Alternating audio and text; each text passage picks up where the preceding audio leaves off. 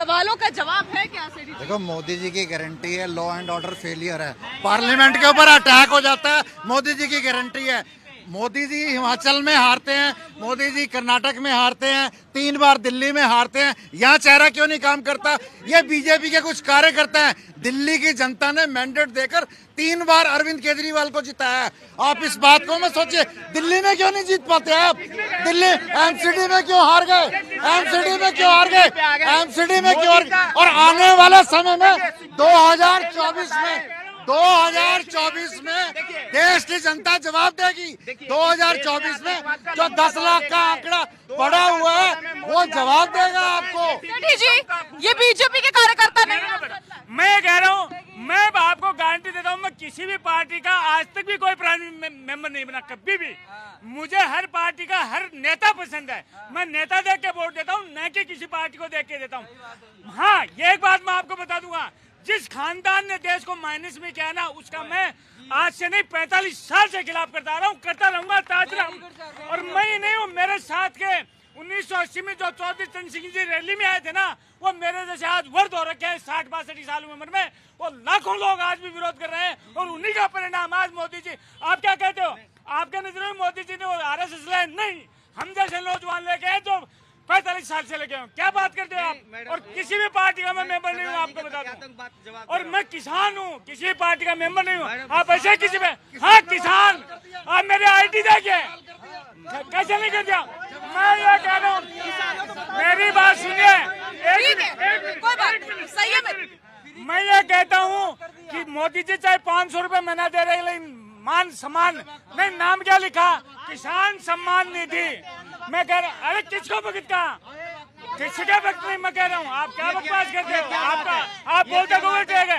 अच्छा, महिलाओं के लिए सम्मान ये जनता की फीलिंग्स है। जनता मेरी बात सुनो। यदि अभी ये बोल रहे कि मैं अंधभक्त हूँ या कोई भी अंधभक्त है, हर आदमी को अपना वोट करने का अधिकार है। सरदार जी को ये पूछो, जब ये सिखों का यहाँ पे वो हुआ था और उस टाइम इतने सिख मर गए थे, उस टाइम वो बोलते बड़ा पेड़ गिरता है तो धरती हिलती है। क्या इनसे ये सहमत है? सारे सरदार इनको जाके इनको बताएगा कि क्या होता है। देखिए, मैं ना कांग्रेस का ना मैं कांग्रेस, मैं तो आरएसएस भी तो थी साथ में, आरएसएस भी थी, मालूम है आपको? आरएसएस भी थी, सबने नरसंहार करा।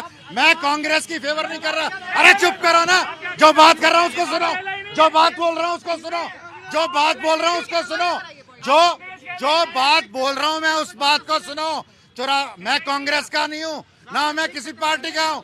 मैं देश के हित में जो पार्टी काम करेगी मैं उसके साथ हूँ। जो गरीब का साथ देगी, जो मजदूर का साथ देगी, जो किसान का साथ दे। अरे किसान 13 महीने बैठे रहे, जवानों का क्या हाल करा? रोज जवान आत्महत्या कर रहे हैं, मालूम है आपको? देखिए दिक्कत क्या है, पूरे विश्व में मोदी का गुणगान क्या ऐसे ही हो रहा है? वो देश हित का काम कर रहा है, तभी तो पूरे विश्व में गुणगान हो रहा है। और अगर हम अपनी आंखों पे पट्टी बांध ले तो ये चीजें नहीं बदल जाती।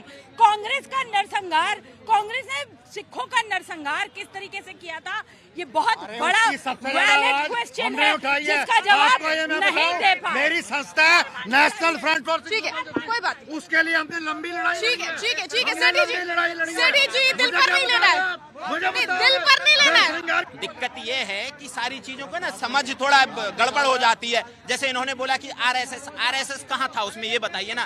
कांग्रेस के 2 लीडर्स को वहाँ सजा हुई है, जगदीश टाइटर और सज्जन कुमार, कांग्रेस के लीडर हैं 1984 के सिख दंगों में। ये उन सारी चीजों पे बात नहीं करेंगे। देखिए, बात करते हैं, मैं न्यूट्रल हूँ, किसी पार्टी से नहीं हूँ, लेकिन दिखता है कि बीजेपी से हेट दिखती है, नरेंद्र मोदी से हेट दिखती है। आप करिए ना, मैं जैसे बोलता हूँ कि पॉलिसी कंडेम करिए, आप बोलिए कि नरेंद्र मोदी की ये पॉलिसी गलत है और उस पर बताइए कि गलत क्यों है। पार्लियामेंट में क्या अटैक हुआ, ये जवाब दीजिए ना। अच्छा, आपकी सिक्योरिटी लैब हुई कि नहीं हुई? ये सिक्योरिटी लैब हुई कि नहीं? इसी देश में लॉ एंड ऑर्डर फेलियर इसी हुआ देश कि नहीं हुआ?